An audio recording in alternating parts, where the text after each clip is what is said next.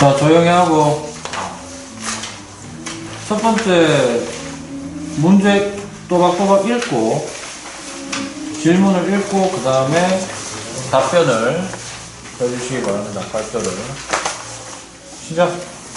저희는 뉴턴의 역학의 예로 과학적인 사고가 어떻게 구현이 됐는지에 대한 질문에 대하여 답을 하였습니다. 그 중에서도 뉴턴의 다양한 발견 중에서 만유인력과 관련된 뉴턴의 사과의 이야기를 드리자면 1665년에 유럽 일대 흑사병이 돌아 뉴턴이 대학교가 휴교하여 꿀주승때 고향집에 내려왔었을 때 집 앞에 사과나무에서 사과가 떨어지는 것을 보고 이를 과학적 내용과 연결시켜서 만유인력이라는 과학적 사고를 해냈습니다. 다시 말해서 뉴턴은 사과 이야기와 같은 일반적 현상을 그냥 보고 지나치지 않고 호기심을 가져 과학적 경험과 개념을 융합시켜서 이러한 과학적 사고를 구현해냈다고 볼 수 있습니다. 이상입니다. 뭐 끝이야? 아주 시끄러 죽겠네. 질문 없어?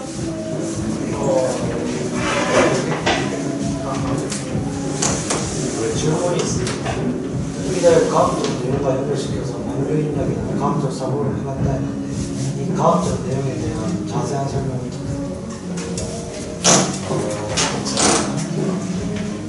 뉴턴은 사실 처음부터 이런 생각을 해본 게 아니고 그 전에 과학자들의 다양한 주장들을 기반으로 하여서 만유인력을 구현해낸다고 봅니다. 이전의 과학자들의 주장을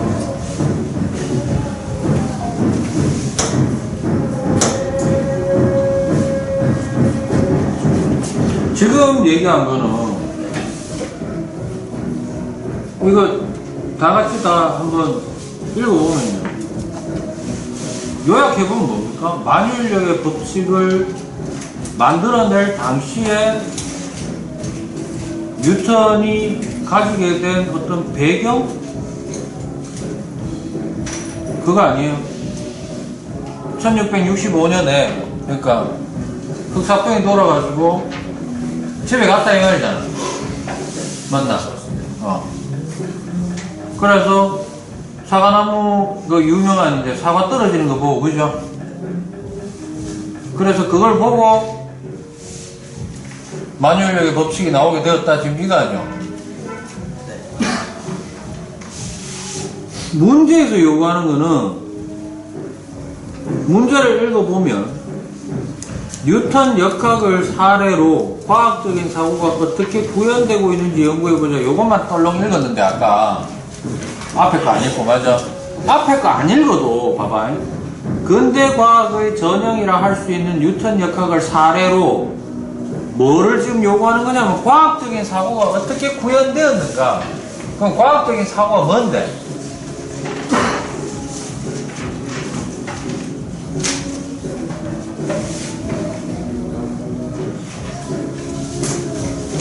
대답할 수 있는 사람?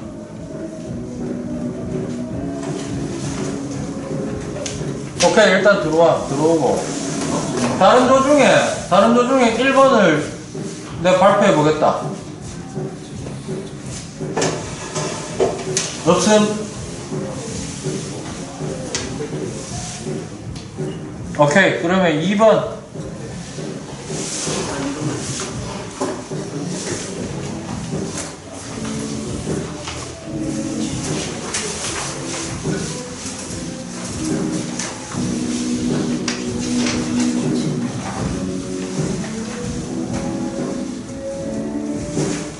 저는 이번 질문에 대해서 답변을 하겠습니다.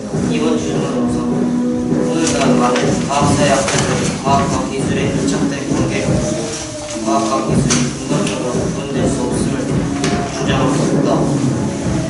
과학의 중심 분야에서 현재 진행 중인 거대 기술을 응용한 거대 연구의 몇몇 사례들 분석 사회가 과학과 기술이 근본적으로 구분될 수 없는 동등한 것인지 아니면 분명히 다른 모성을 갖고 있는지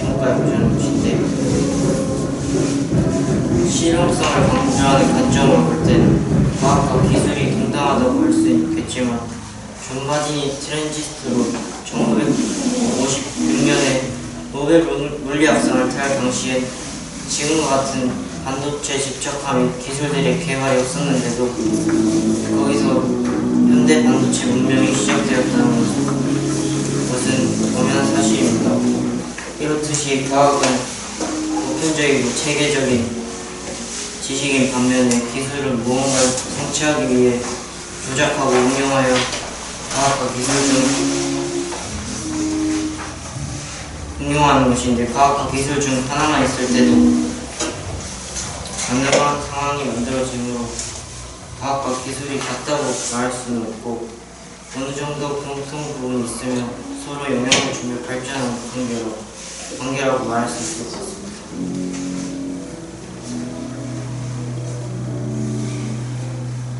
그러면 너네들은 과학하고 기술은 같다고 보는 거예요?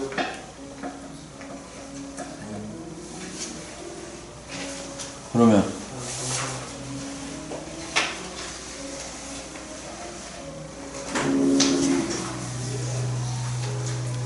공통적인 부분은 공통 부분은 있는데 같다고 보기엔 어렵다 이 말이잖아. 맞아?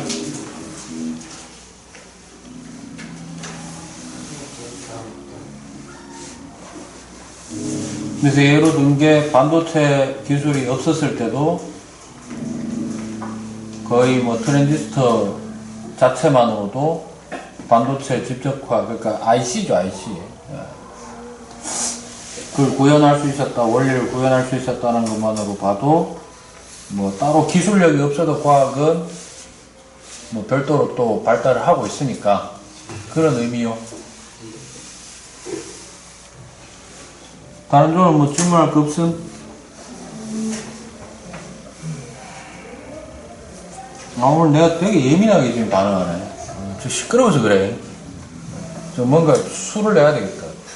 음악실 밑에다가 계란판을 갖다 한 100판 들고 와가지고 다 막 갖고 와야 돼. 아니 그거 하면 어느 정도 좀 효과 나겠다. 오케이, 들어와. 너는 연습을 많이 해야 되겠다. 앞으로. 세 번째 발표.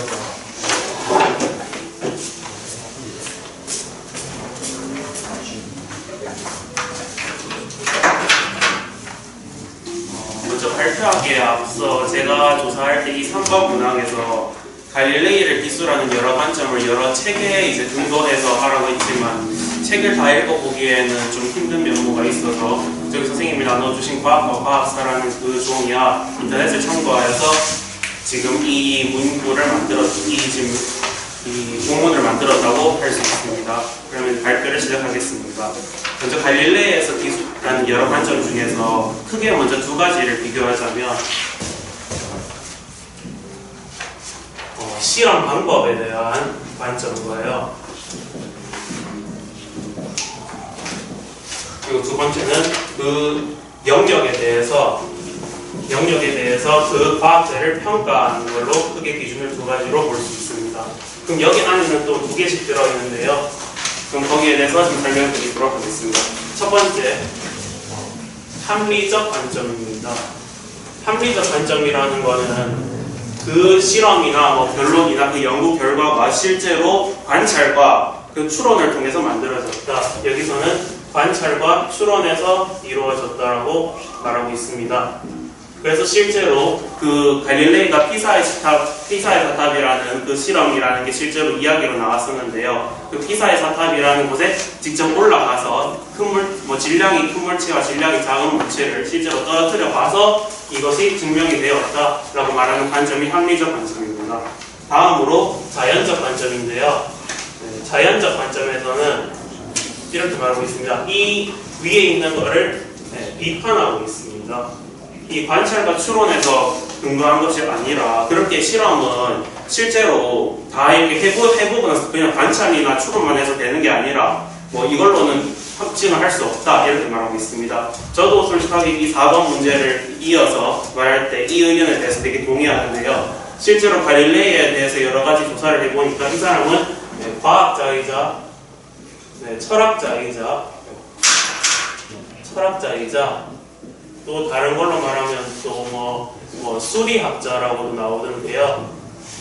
이런 걸로 보아서 이제 철학이라는 면에서 더 저는 더 강조를 하고 싶습니다. 이 실제로 자연적 관점에서 이어서 이 철학을 이어와서 그 자연을 보는 관점에서 어떤 법칙을 만들어냈을 때 그냥 관찰만 추론해서 되는 게 아니라 논증으로도 같이 했을 것이다. 이걸로만 되는 게 아니라 이것도 같이 들어가서 만들어졌을 것이다. 이렇게 말하고 있습니다. 네, 다음으로 영역에 대한 평가에 대해서 말씀드리겠습니다. 자, 첫 번째 영역에서는요.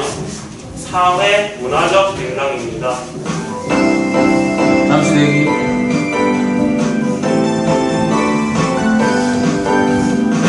사회 문화적 맥락에서 평가를 한다고 하면 그 실제로 제가 조사를 해보니까 갈릴레이가 실제로 과학에 대해서 호기심과 또 그 이제 권력자에 대해서 재정을 좀 요구를 하였다고 합니다. 그 예를 들어서 돈이 많은 사람들에게 이런 실험을 할 수 있도록 요구를 했다는 것이지요.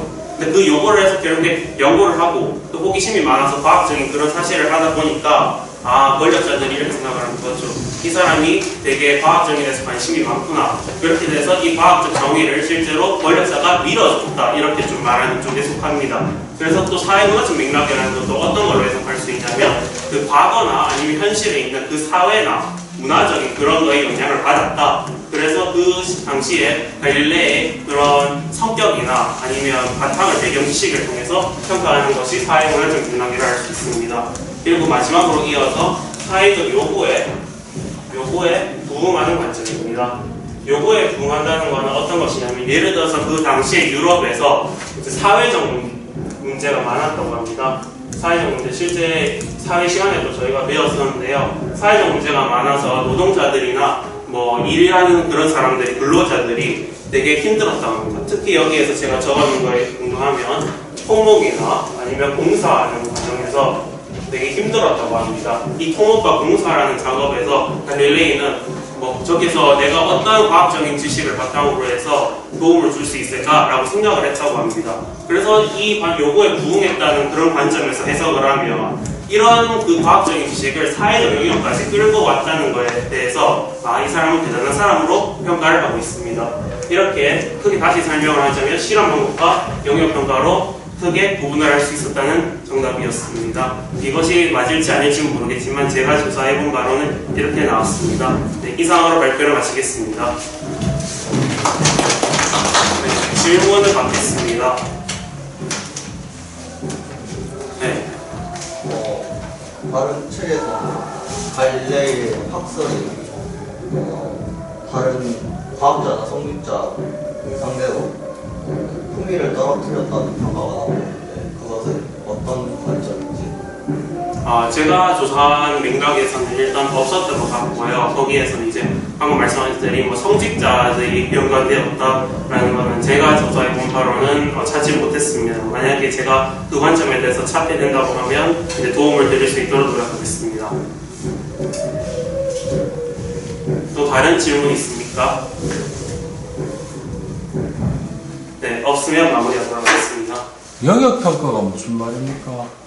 이제 그 갈릴레이에 대해서 실제로 그 당시에 갈릴레이가 이런 실험을 했다는 거에 관해서 사회적 문학 맥락이나 아니면 이런 그 사회적 요구에 부응했다는 그런 영역에 대해서 직접 평가를 했다라고 관점을 볼 수 있다고 제가 찾아본 결과가 그렇게 나왔습니다.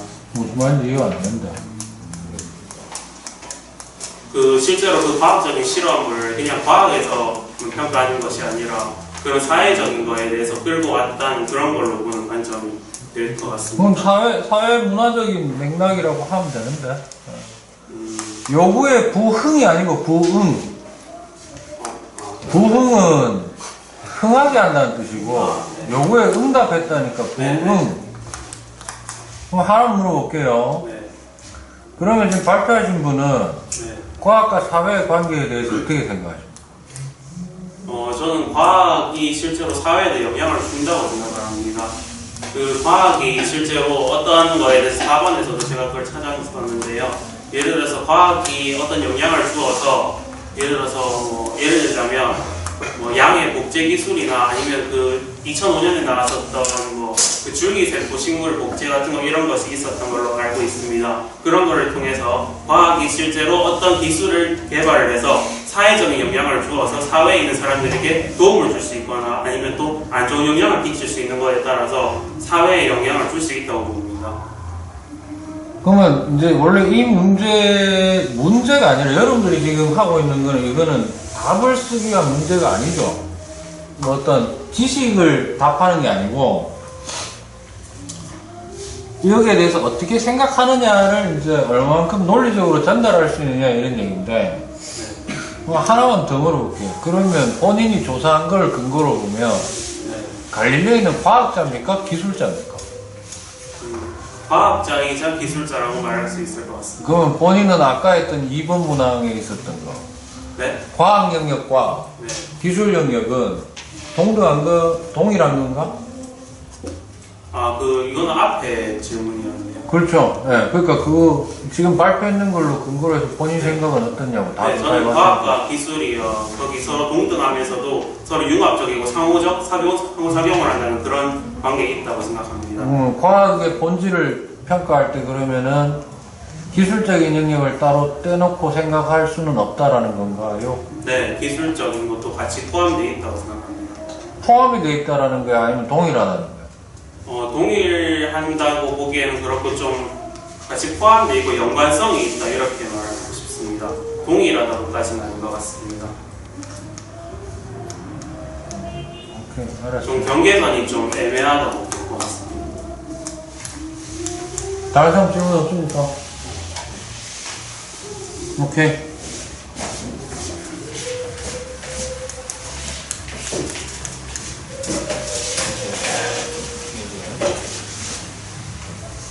여러분들이 마지막 네 번째 문항을 전부 다 되게 하고 싶어 했는 이유가 대략 제가 좀 찝히는 건 있는데 마지막 문제가 쉬울 거라고 생각하면 오산이죠. 마지막 문제 네. 발표하세요.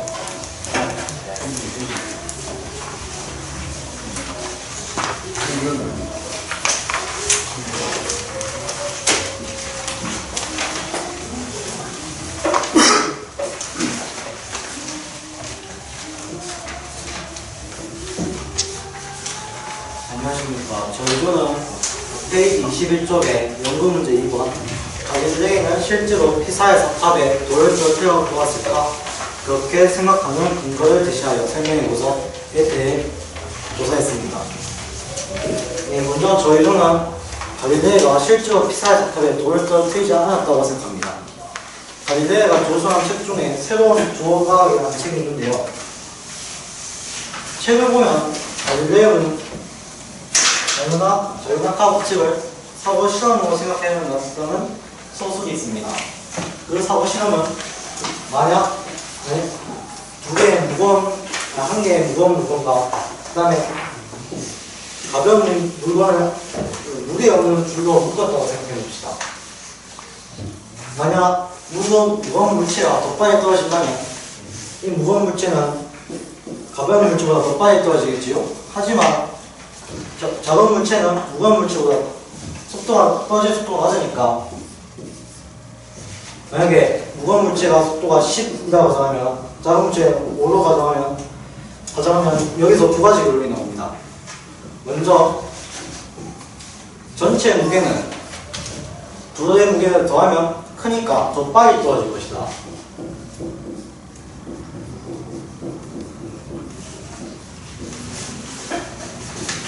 두 번째, 이 물체가 떨어지는 속도가 다르지만 이 물체가 떨어지는 속도는 더 느리므로 둘의 속도가 감속되어 결론은 이 무거운 물체 하나가 떨어졌을 때보다 속도가 더 떨어질 것이다.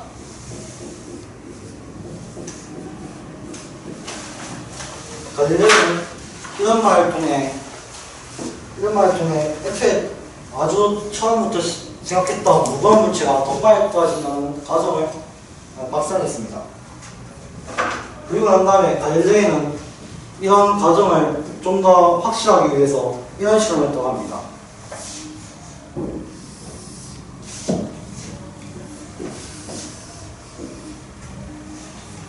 낙하 실험 대신에 흠이 있는 부드러운 경사원에 공을 울리고 그 다음에 물시계를 사용해서 그 시간을 재는 실험을 했다고 하는데요.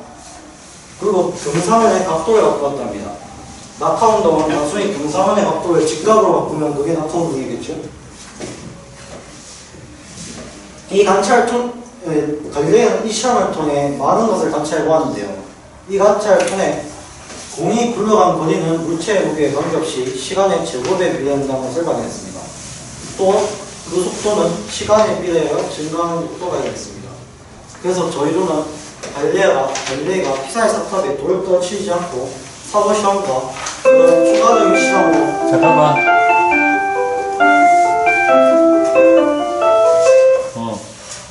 단순히 사고 실험뿐만 아니라 추가적인 이런 실험들도 같이 해서 갈릴레이는 이 주장을 폈던 것으로 생각합니다. 감사합니다. 질문 있으십니까?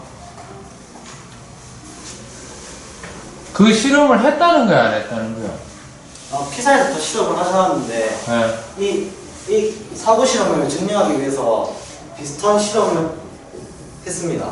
그 나무 토막 같은 걸로 세워놓고 그 무게가 다른 공을 굴러뜨리는데 이 점점 경사원의 높이를 높게 해서 거의 직각에 가깝도록 한 다음에 이 공을 떨어뜨렸더니 그 디딜레와 물시계랑 재보니까 거의 차이가 없다고 그 관찰이 되어갖고 갈릴레오가 그 사고 실험과 그 다음에 이 실험을 통해 그렇게 주장할 걸로 알고 있습니다.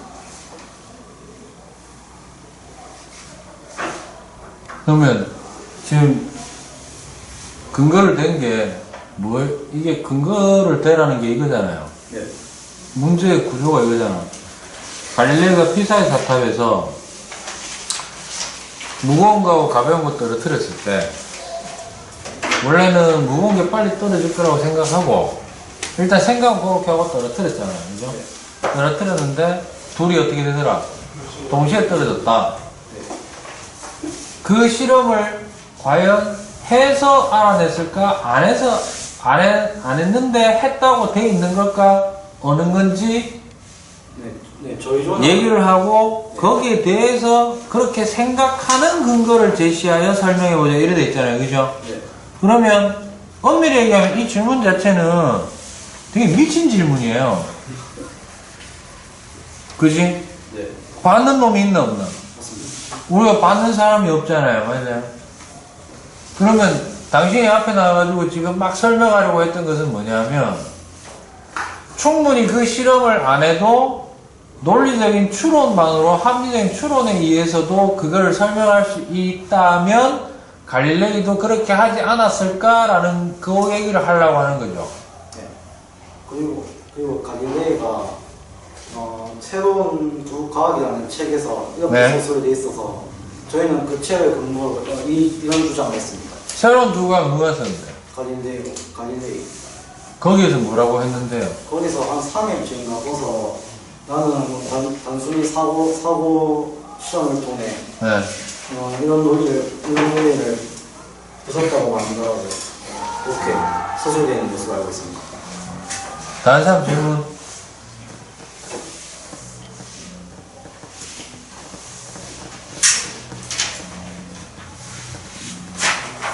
오케이. 없으면 들어오시오. 수고하셨습니다.